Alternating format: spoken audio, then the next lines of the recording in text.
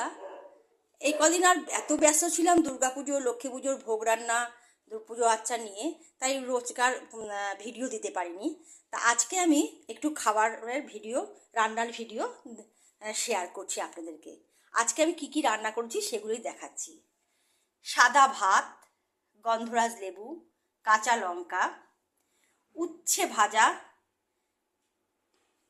শশা, থোড় ছেঁচকি করেছি একটু পোস্ত ছিটিয়ে, লাল শাক ভাজা, পোস্ত আর কাঁচা বাদাম ভেজে লাল শাক ভাজা। আর এই মুসুরির ডাল সেদ্ধ করেছি, মুসুর ডাল সেদ্ধটা করেছি, ফোড়ন দিইনি। করেছি পটল, দই পটল করেছি, আর পাঁচমিশালি লাবড়ার তরকারি করেছি। করেছি টমেটোর চাটনি, কিশমিশ কাজু বাদাম খেজুর দিয়ে আমসত্ত্ব দিয়ে এই টমেটোর চাটনি করেছি।